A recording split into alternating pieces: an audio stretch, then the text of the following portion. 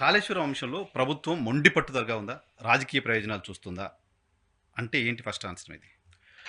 ఒకటి ప్రభుత్వము మొండిపట్టుతో లేదు ఫస్ట్. హ్మ్. ఇందులో రాజకీయ ప్రయోజనాలు అసలే లేవు. హ్మ్. ఇందులో ఉన్నది ఏంటంటే అంత టెక్నికల్ అంశం.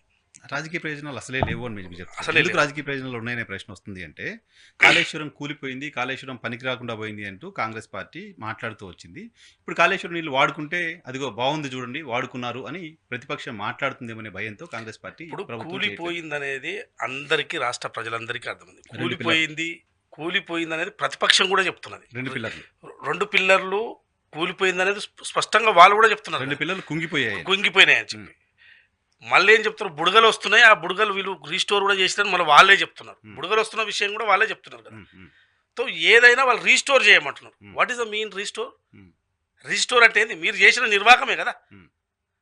సో మీరు చేసిన తప్పులు కప్పిపుచ్చుకోవడానికి ఇది కాళేశ్వరం అనేది రోజు రోజుకు వాళ్ళకి ఒక గుదిబండగా మారింది. వాళ్ళ పార్టీకి ఎందుకు మారిందంటే, ఇది ఇన్ని వేల కోట్లు ఖర్చు పెట్టినాము, ఇది ఉపయోగంలో లేదు అనేది పూర్తిలో ప్రజల్లో ఇది అందరికీ అర్థం కావడంతో దీన్ని ఎట్టి పరిస్థితుల్లో ఇది రీస్టోర్ అయ్యే అవకాశం ఉందనేది మళ్ళీ ఒక ప్రొపగండా ఎత్తుకోవాలనే ప్రయత్నం చేస్తున్నారు. రీస్టోర్కు సంబంధించి ఆల్రెడీ ఎన్డీఎస్ఏకి సంబంధించిన అథారిటీ మొత్తం వాళ్ళు పర్యవేక్షణ చేసి ఒక ఫైనల్ రిపోర్ట్ ఇచ్చారు. సో రీస్టోర్ ఎట్లా చేయాలి, ఏ విధంగా చేయాలి అనేది వాళ్ళు టెక్నికల్ అంశాలు చెప్పారు. సో ఇప్పుడు రాష్ట్ర ప్రభుత్వం కూడా ముఖ్యమంత్రి గారు వెళ్ళారు, మంత్రి గారు వెళ్ళారు, ఉత్తమ్ కుమార్ రెడ్డి గారు వెళ్ళారు. సో వెళ్ళి అక్కడికి వెళ్ళారు, అరే దీన్ని ఏమైనా బాగు చేసే ప్రయత్నం చేద్దాము, ఇన్ని డబ్బులు ఖర్చు పెట్టారు, ఇన్ని నిధులు చేసిరు కదా, దీన్ని ఉపయోగంలోకి తెస్తామని చెప్పి అక్కడికి వెళ్ళి ముఖ్యమంత్రి గారు స్వయంగా వెళ్ళి పరిశీలించిన తర్వాత ఎన్డీఏసీ రిపోర్ట్ ఇచ్చిన తర్వాత దీన్ని ఏ విధంగా రీస్టోర్ చేయాలి అనే దాని మీద వాళ్ళు చెప్తున్నది ఏంది, ఒకటే, మీరు గేట్లు తెరిచి పెట్టండి అని స్పష్టంగా చెప్పారు. రీస్టోర్కు సంబంధించి అన్ని సాయిల్ టెస్ట్ చేయాల్సి ఉంటుంది, పూర్తి స్థాయిలో చేయాల్సింది. ఇప్పుడు ఏదైతే పిల్లర్స్ ఉన్నాయో ఆ పిల్లర్స్ కింద మొత్తము ఒక గదుల్లాగా ఏర్పడ్డాయి అనే దాని మీద ఇప్పుడు చెప్తున్న రిపోర్ట్ ఆధారంగా ఉన్నది. అవి వర్షం ఇప్పుడు మనకొకటి సింపుల్గా అండి, మనం వేరే ఏమొద్దు, మన ఊర్లో చిన్న వాగు పోతుంటుంది, చిన్న వాగు దగ్గర మనం కాలు పెడితే ఇసుక కిందగా పడిపోతుంటే మన కాలు కిందికి పోతుంటుంది. సో ఇలా కాళేశ్వరం పరిస్థితి గట్లనే ఉన్నది. సో మేడిగడ్డ బ్యారేజ్ పరిస్థితి అట్లే ఉన్నది, సుందిల్లా, అన్నారం అన్ని బ్యారేజ్ల పరిస్థితి అట్లే ఉన్నవి. వాళ్ళే చెప్తారు కదా, ఒక మేడిగడ్డ అంటే ఒకటే పిల్లర్ కాదు, 2 పిల్లర్ కాదు, 300 పిల్లర్లు అని చెప్తున్నారు కదా, అన్ని బ్యారేజ్లు కలిపి. సో 300 పిల్లల పరిస్థితి ఇదే ఉందని ఎన్డీఎస్సీ అథారిటీ చెప్పింది. సరే, నేను టెక్నికల్ గా ఎక్స్పర్ట్స్ కాదు దానిలో. ముఖ్యమంత్రి గారు గంటల గంటల ప్రెస్ కాన్ఫరెన్స్ పెట్టి పవర్ పాయింట్ ప్రెజెంటేషన్స్ ఇచ్చారు, ప్రతిపక్ష పార్టీ ఇచ్చింది. వీటన్నిటి తర్వాత వచ్చిన కంక్లూజన్ ఏంటంటే, కన్నెపల్లి దగ్గర ప్రాణహితకు సంబంధించిన వాటర్ ఫ్లో ఉంది, 1,00,000 క్యూసెక్లు వాటర్ అక్కడికి వస్తుంది, ఆ నీటిని వదిలితే అన్నారం, సుందిల ద్వారా రైతులకు రావడానికి సంబంధించిన అవకాశం ఉంది అని ప్రతిపక్షం చెప్తోంది. ఎన్డీఎస్సీ ఏం చెప్పింది?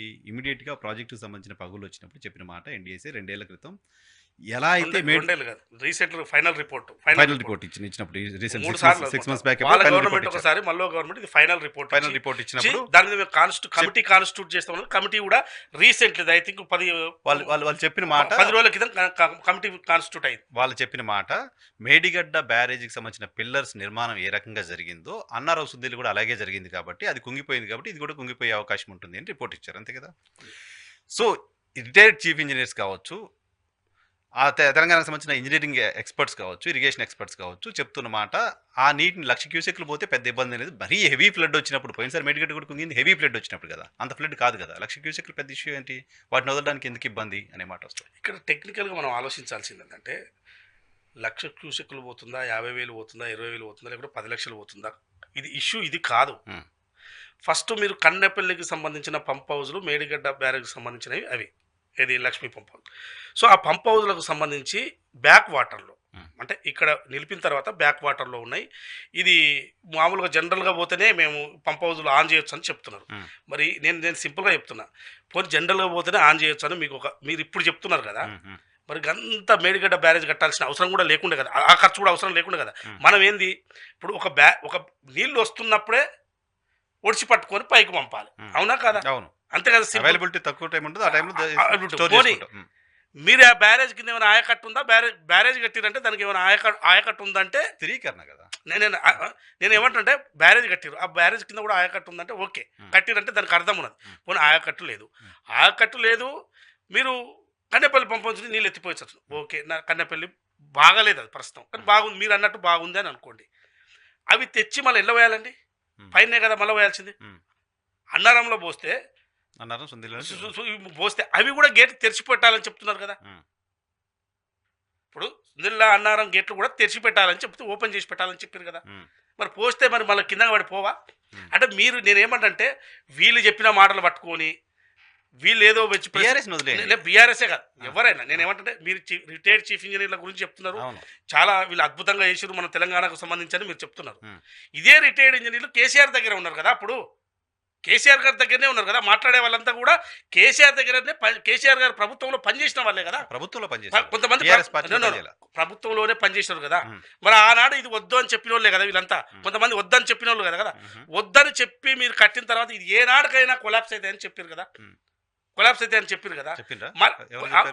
శ్యాంప్రసాద్ రెడ్డి గారు చెప్పారు, నా రౌండ్ టేబుల్ సమావేశంలో చెప్పిండు శ్యాంప్రసాద్ రెడ్డి గారు, ఇది అనువైన ప్లేస్ కాదు, అనువైన ప్లేస్ లో కట్టిరు వేణు, ఇది కరెక్ట్ కాదు, కేసీఆర్ గారు ఎందుకు తీసుకున్నారో ఈ నిర్ణయం దేనికి తీసుకున్నారో అర్థం. అదే శ్యాంప్రసాద్ రెడ్డి గారు ఇప్పుడు చెప్తున్నారు నీటిని వదిలిపెట్టమని. మరి అదే కదా నేను అనేది. ఇప్పుడు నేను ఒక పార్టీ తరఫున ఒకళ్ళు తప్పుకోకూడదు అనేది నా ఉద్దేశం.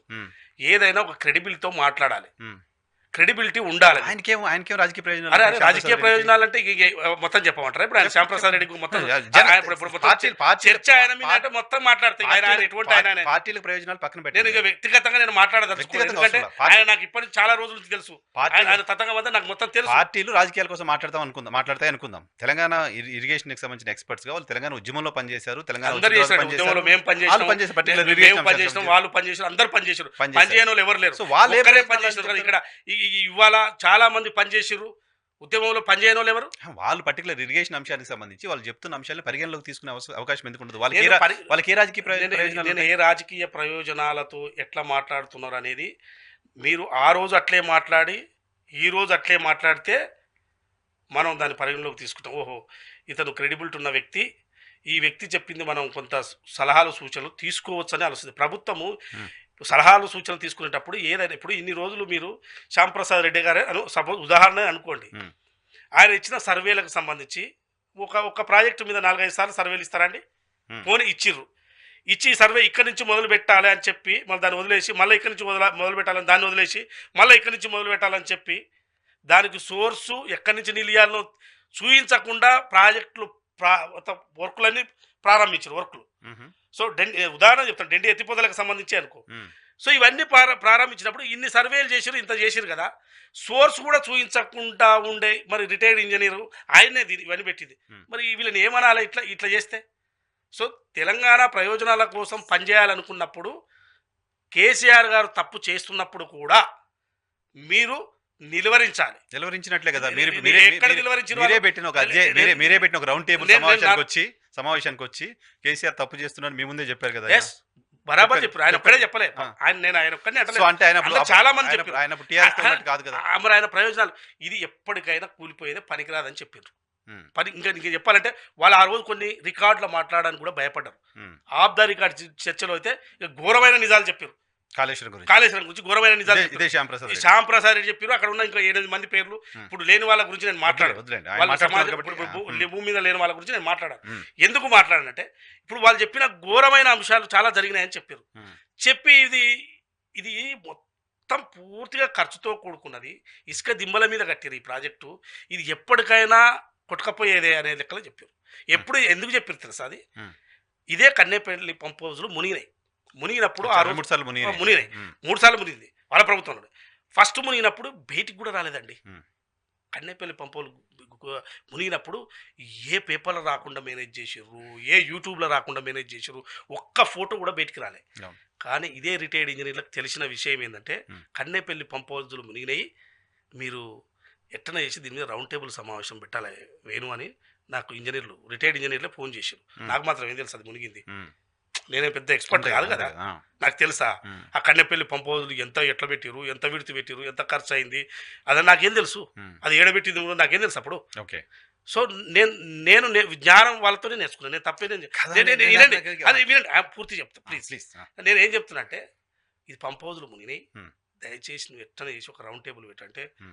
అప్పుడు రౌండ్ టేబుల్ కానీ కేసీఆర్ గారు కానీ వ్యతిరేకంగా మాట్లాడే పరిస్థితి ఉందా అండి? Hmm. నరసింహారావు చెప్పండి మీరు, Hmm. ఉందా ఆ పరిస్థితి? Hmm. నేను కూడా భయంగా బిక్కున పెట్టనైతే పెడతాను, మరి మీరు వస్తారా ఎగ్గొడతారా అని అడిగిన Hmm.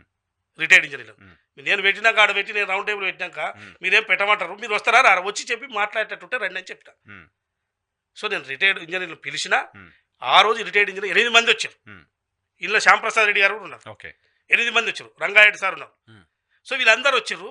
కన్నేపల్లి పంప్ హౌజ్లు, నేను దానికి టైటిల్ ఏం తెలిసిన, Hmm. మానవ తప్పిదమా ప్రకృతి వైపరీత్యమా Hmm. అని పెట్టిన టైటిల్. Hmm. అంటే ఆ టైటిల్ కూడా మరి ఏంది, ఇది ఎట్లా మునిగిందంటే ఇదేమైనా మరి బాగా ఏదో క్రౌడ్ బ్రస్ట్ జరిగింది అంటున్నాడు కేసీఆర్. ఆ బ్రస్ట్ జరిగి మొత్తం కొట్టుకొని మొత్తం పంపులన్నీ మునిగాయి అంటున్నాడు. ఏ క్లౌడ్లో గీవులో తీసుకొచ్చాడు, నదికి దగ్గర కట్టిండు, ఇది మొత్తం కూడా మునిగిపోయింది, ఇది అసలు ఇది మానవ తప్పిదం అని చెప్పినారు. చెప్పింది కదా. ఆ మానవ తప్పిదం వాళ్ళ నోటి నుండి విన్న తర్వాత Hmm. నాకు ఒక ఐడియా వచ్చింది. Hmm. ఓ ఇది మానవ తప్పిదమా ప్రకృతి తప్పిదమా అని టైటిల్ పెట్టా. Hmm. సో ఆ రౌండ్ టేబుల్లో వీళ్ళు చెప్పిర్రు. ఓకే. ఓకే. సో చెప్పే వీళ్ళు చెప్పి ఆ. ఆ రోజు ఒక మాట చెప్పి ఈ రోజు ఇంకో మాట చెప్తే ఇప్పుడు కూడా నేను వాళ్ళు చెప్పిన దాన్ని సలహాలు చెప్తున్నాను, సూచనలు చెప్తున్నా దాన్ని నేనే తప్పు పడట్లేదు. తప్పుపట్టి పడదు. ముఖ్యమంత్రి డైరెక్ట్ జైలు పంపించాలి. అంటే తప్పు చేసారు కాబట్టి, కొన్ని అంశాల్లో తప్పు చేసారు కాబట్టి నాకు ఒక పాయింట్ నాకు తీసుకోండి. వాళ్ళు నేను ప్రజాస్వామ్యబద్ధంగా మిమ్మల్ని అభిప్రాయాలు తప్పు పడట్లేదు.